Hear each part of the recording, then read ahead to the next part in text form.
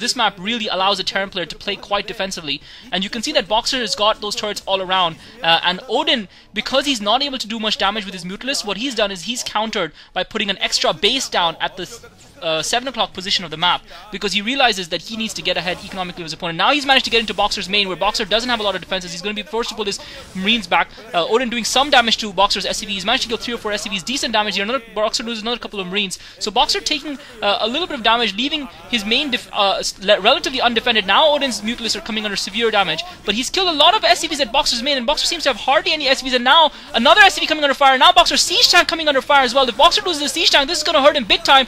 Boxer trying to micro that Siege Tank away, bring the Marines out, and he manages to save that Siege Tank just in time. Mrs. Klazart, Boxer has just managed to save that Siege Tank. That could be very crucial in this game. Yeah, and one of the air units from Oden actually escaped. Yeah, he actually, what he had was he had about 5 or 6 at least Mutalisks bunched up together, and I think 2 or 3 of them managed to escape, but he still lost a significant number of his Mutalisks. But how effective do you think his attack was, his aerial attack? Were you impressed by it, or did you think that the defense came out on top there? I think that the attack came out on top. It seemed to damage a fair number of units, so...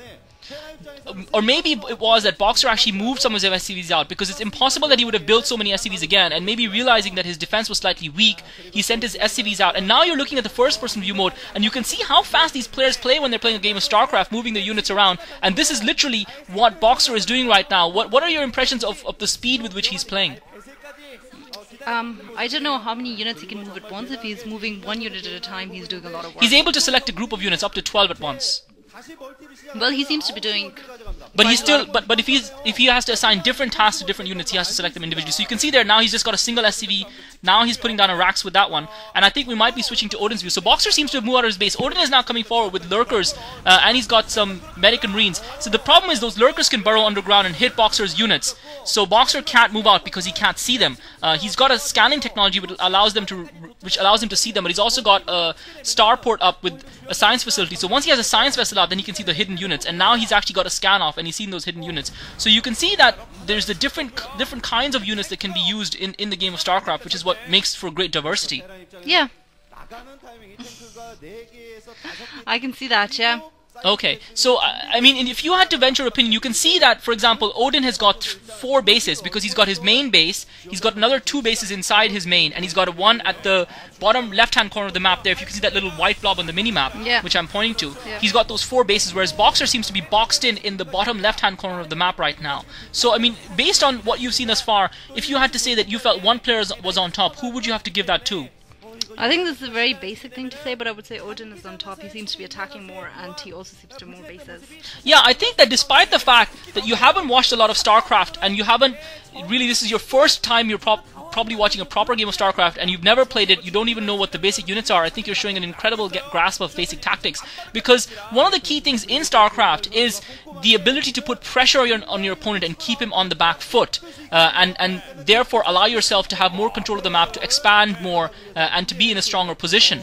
But the difference is that even though Oden has done that, the key is that he hasn't done too much damage to Boxer's economy, so there's still a chance, because Terran players, and that's the difference between the 2 races, Terran players are very good at absorbing damage and then making a big push out. So, and because of the map that we're playing on, which is Andromeda, which is exactly designed for this kind of Terran tournament, it looks like Oden is now coming to try and set up a flanking attack on Boxer, and this might be the critical attack right here, and Oden seems to have been caught off guard. Oden picks off the science vessel. Crucially, he's managed to take out Boxer's science vessel, and now he's burrowed those lurkers, and Boxer's going to lose another of his siege tanks, and it looks like Boxer is in a lot of trouble, Mrs. Klazart, because he's now lost the ability to see those burrowed lurkers. Okay. And if you can see that despite that, he's still moving ahead, and looks like he's going to be trying to push some attack towards Oden's main base. Do you think he might be leaving himself vulnerable in his own base if he does that, if he presses ahead with this attack? You can see he's heading towards the top left. The yellow blob on the minimap is heading towards the top left white blob, which is basically where Oden's main base is. Well, I suppose that he is leaving himself a bit vulnerable, but he's the one who's been under attack, and he's taken a fair bit of damage, so I think it's about time for him to do some attacking.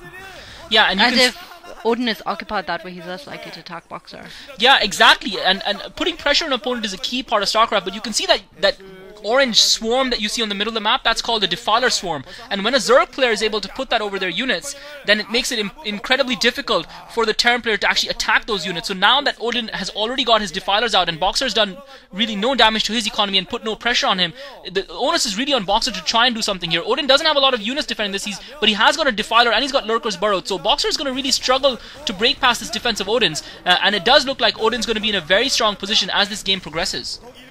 Is Boxer attacking another base of Oden's now? Yeah, Boxer's now, because his attack failed at Oden's main base at the front door, he decided to move his army south and go for the base in the bottom left-hand corner of the map, but he's been pushed away from there as well. So far, both of his attacks have been quite ineffectual. So he just needs to make his army a bit stronger and attack again. He doesn't seem like he's under attack at the moment, so that gives him a little bit of time. Yeah, exactly. He does seem to be keeping Oden relatively at bay, but the problem for Boxer is that Oden has now got 1, 2, 3, 4, 5 bases to Boxer's 3.